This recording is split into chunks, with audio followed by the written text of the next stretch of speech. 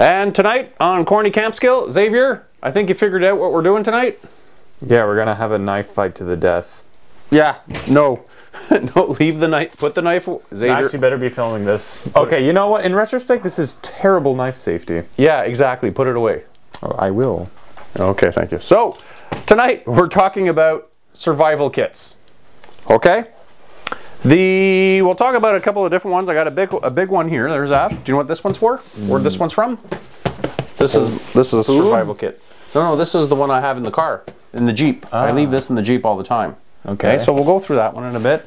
Then we got the one I built for you for Christmas, which is, you know, pretty big and all encompassing. We'll go through that. Then my personal one that I throw in my pack when I'm doing like a day hike or something. Okay, I'll throw that in there.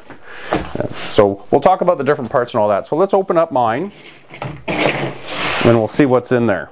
Okay, so you can put whatever you want in your survival kit, but remember, like everything, there's a bit of a theme always going on. I build the kit to what I need or to what I'm doing. So your kit, you can add and remove things as need be depending on what you're doing. Okay? So if I open this up, so I got a nice little bag here so I can open things up and see what I've got. Okay, so I've got a whistle. What, rape whistle? Well, no, it's if I'm lost, not if I'm getting raped. Oh. Okay. I got a whistle. Wait, what's the difference between that and a regular whistle? It's a whistle. It's a whistle. Oh, okay. I got a compass. I got a flint and some magnesium so I can start a fire. I got a lighter. I like, you know why I like lighters? They're convenient. Yes, they're very convenient. They're easier to use than matches. Okay? And if this gets wet, you just let it dry a bit. You dry up the stone that's in there. That makes the spark and you're able to use it again. Okay. I have a little knife. Always need a knife. Every survival kit really needs a knife. So tiny knife, but still a knife. Okay. I have some water purification tablets. I've got one of those foil blankets. Yeah, to preserve heat. So let's talk about that. So preserve heat. Yes, they do work for that. But you know what I use this for mostly when I'm doing survival stuff and that? When I'm building, remember when we went out in the woods and we built a lean-to? Yeah. Okay. So when I'm building lean-tos and I'm going to survive in it, I'll put this on the inside of the lean-to. Like, so if the lean-to is like that, I'll put the tarp on the inside of the lean-to like that. So when I make a fire out front, the heat will reflect and stay inside of the shelter. Okay. So I have some fuel tabs. Okay, so these are little squares. You can light them on fire. And on the other side, I've got a pair of bootlaces. I do have some rope. I got a little fishing kit with everything I need there to be able to go fishing. Wait, why do you need bootlaces over rope? Well, the bootlaces, I've always put them in there because I have run into this problem before where I've blown a bootlace. So it's always nice to have a bootlace. It seems like a mild inconvenience at best. Well, when you're out in the mountains and that, and you blow a bootlace, it's not a lot of fun. Oh, okay. Matches, yes, I do have matches. So I have, you can see here, I've got multiple ways of starting a fire. A couple of candles, some candles, and I've got a sock. Okay. So in my sock, this is kind of weird. You're going to say, huh? Okay, so you're going to laugh here. You're going to get the giggles.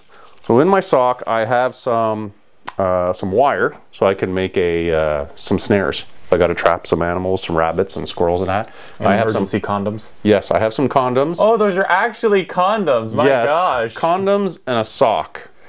So, giggle, giggle. What I can do with this is a water bottle.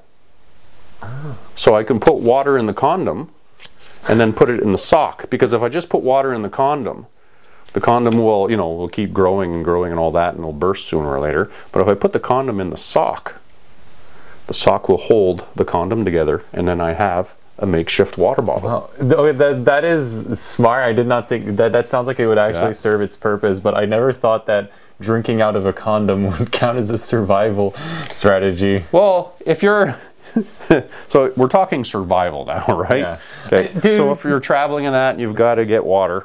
To be fair, drinking out of water with you. Drinking out of a condom doesn't sound like the worst thing. Like drinking your own pee sounds worse, really. Yeah, I wouldn't do that. Don't listen to that stuff you see. Like if you ever seen that video on TV where Buddy drinks his own urine, I would not do that. No. Really not recommended. Bold of you to assume I've never done it. We'll stay away from that. The common things in here that I would keep all the time is something to light, something to make a fire, something, a knife, something to purify some water, of course a whistle. Why do we always put a whistle in a survival kit? To signal for help? To signal for help. So blowing a whistle is going to use a lot less energy than if you're screaming help all the time. Okay? This is a lot easier. I have so I would always put a whistle. I'd always put something to start a fire. I'd always put something to get some water. Okay, the big important ones in there. Well, what's this? So that's my fishing kit. So I've got a little fishing kit in there. It says right on there, fishing kit. So I bought that in an army surplus store. When? It looks very old. Yeah, it's very old. So in there it's got some hooks, some weights, some line and all that. Did you ever open it? Yes, I did. I opened it. When's the last time you opened it? A long time ago. Yeah, that's why I don't want to open it. Because it's in there, it's sealed, I know it's all there, and I know it's good to go. And they're super easy to make. You just need some hooks, a couple of weights, and some, you know... a stick? Well, when you get a stick, that's what the knife's for. And then... wait, and you some use line. the knife as a stick? No, you use the knife to get yourself a stick so you can make a fishing rod. Okay. Okay. Fishing is like the easiest way to get food. Okay. Okay, yeah. It's because even in the wintertime it's kind of easy to get, you can get out onto a lake and fish. Okay, so it's more or less the easiest way to get But what about bait? Can you really just catch fish with a hook? Well, you could always try to find worms. I mean, that is always a possibility. Yeah. Okay, so let's go on to the other one, onto yours. So yours is a bit more hefty that we built for it, okay? This one comes in a can. We made a little lid for it. It's got a waterproof match container. It's got the whistle.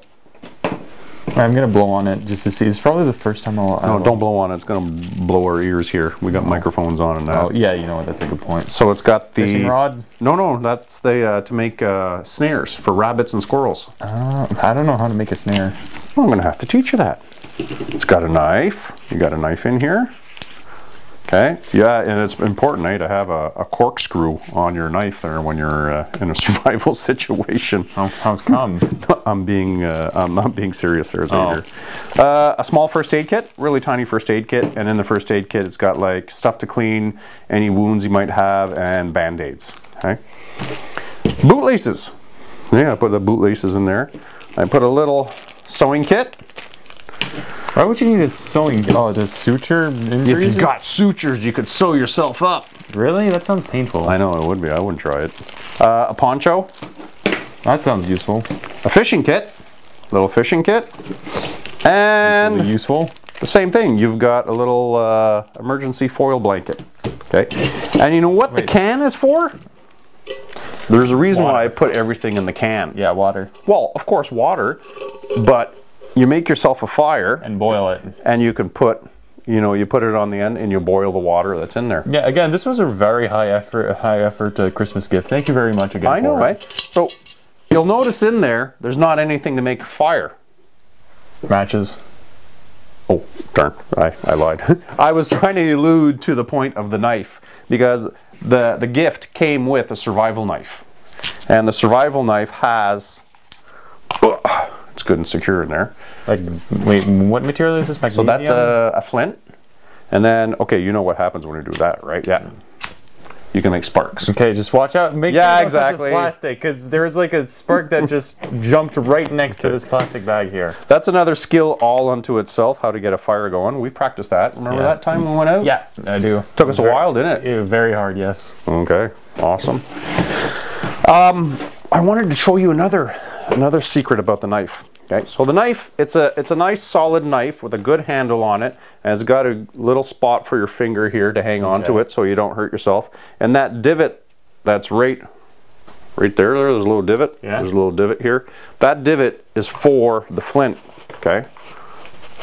Everyone can see me. Everyone's waiting for me to cut myself while I'm doing this. So that little divot's in there so that you can make your sparks. Oh. Yeah, that's what that's for. Now, there's another part of this I didn't know if you knew about. So on the back of this, there's a hard spot. So that is for if you need to pound something in. It's like a little hammer. You need to pound something in. Why would you need to pound something in? Well, let's say you found some escargots and you're trying to get them out of their shell. You can break them out of a shell. Also, that sounds sad.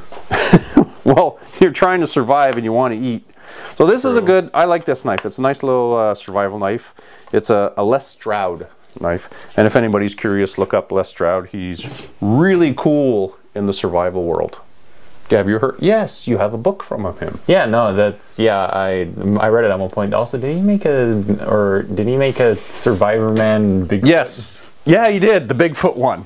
I'm looking at your survival kit, and you know what we're going to have to put in there? And I've got some spare stuff. We're going to grab some... I'm not sure if it'll have space, because it's... Even now, you really got to stuff. You'll have space. You really got to stuff it. It's this big. We're going to put some water... Yeah, that is small. We'll put some water purification tabs in there. How much water can one tablet So one purify? little sachet will do a liter. Like all this will do a liter? No, just one. There's like, these are multiple. Like you see the little dotted line? Yeah. There's multiple here. There's 1, 2, 3, 4, 5. 5 on there. And you got to be careful because they do expire. This one expires in 2027. Okay, so we got a bit of time. Yeah. So one sachet, you put it in a liter of water. So this is approximately a liter. Okay. And then it says on there, how long do you wait? See directions for 2 tablets for 1 liter. So that's a little pouch. Mix for 10 minutes. Leave for 30 minutes before drinking. This will kill any viruses or bacteria that's in the water. Oh. Well, then why don't we just use this to cure every disease known to man? It's not to cure diseases. You can't just swallow that. Okay, it's got to be diluted. No, don't eat it directly. It's got to be diluted in water. Sure, okay. Okay, boomer. Let's look at the kit that I have for the car. So I got 2 bags. Okay. 2 bags and a blanket. Oh, blanket's kind of self-explanatory. Okay, yeah. It's a nice blanket. Okay. I got the 2 bags, and one of the bags exactly is clothing. So in the clothing one, I've got, I put all this in here in case, you know, I'm driving around in the wintertime or something like that. I get stuck in the snowbank and I've got to get out or whatever, and it's cold outside. Okay. So I got everything I need in here. You want to pull on that, and I'll hang on to this. See if it'll all come out. There we go. Wow, that is one condensed block. So I got a fleece sweater. Okay. Expedition 2003 Expedition. Yeah. I've got some waterproof pants, snow pants. Oddly specific. Oh no, snow pants, that makes sense. I got some warm socks, thick socks. I got a scarf. I've got a little underwear. No. It's a hoodie, little hood. I've got long underwear actually, like the top, nice top sweater. I've got some mittens, some waterproof mittens. Those don't look very warm. They are surprisingly not too bad at all. You can probably just wear multiple layers at once. A toque. Got a second pair of socks. Why do I got 2 pairs of socks? In case you're more than one person. Yeah, maybe.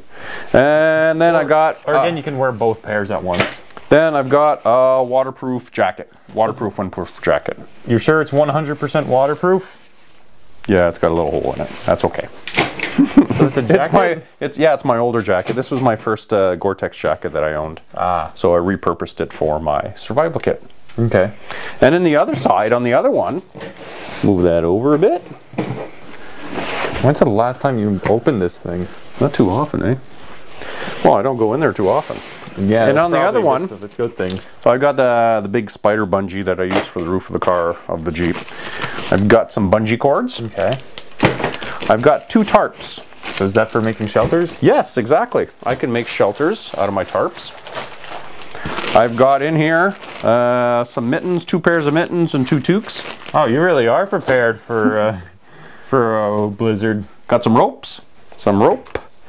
Here, you'll like this. Okay. Check this out. This is a flashlight. Okay. Oh, I love flashlights. I love flashlights. Come on, where's a little locky thing on there? There we go. Come on, let go. Won't let go. Oh, it has a dynamo. Yeah, a little dynamo thing.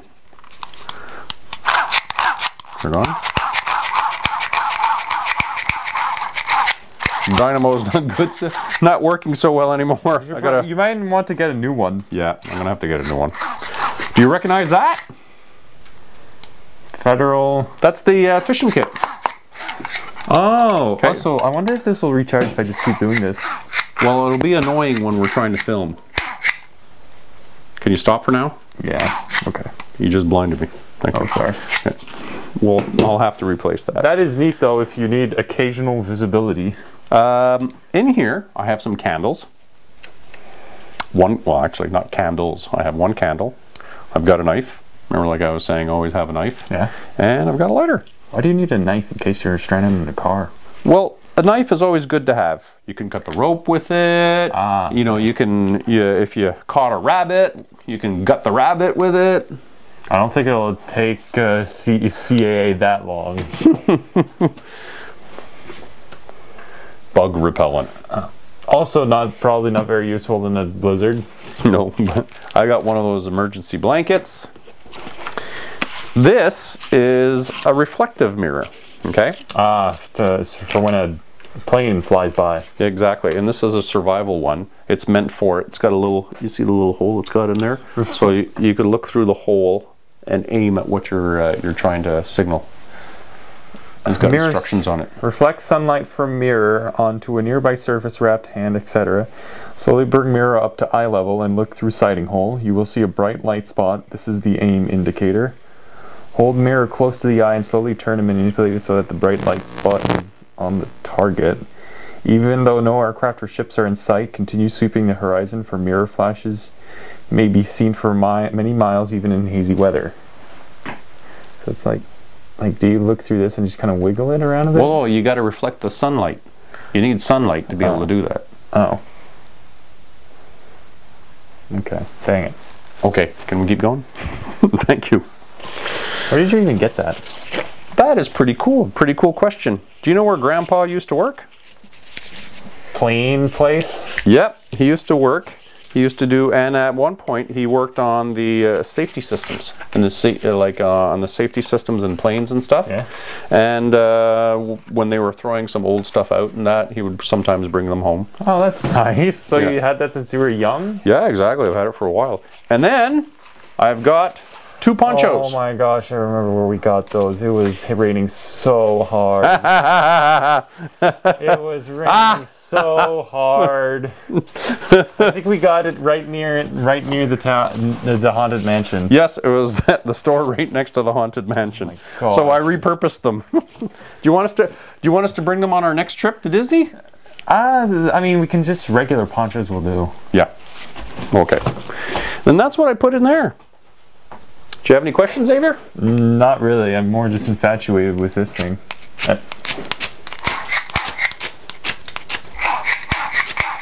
Yeah, it's not working. Did you learn anything tonight? That you were oddly prepared for whenever your car craps out, which is ironic. Well, not just my car. When I'm going hiking and everything, I like to be prepared. You never know. I don't want to be one of those horror stories that you see on the news. Yeah. And I have a good friend that got lost for 3 days in the woods, and he thought he was prepared too. That was one of those things that got me a bit more prepared. Oh. Yeah. Okay. You're talking about horror stories? Are you sure now you're not living one already, Mr. Condom Drinker? No, okay. Good night. And we're out.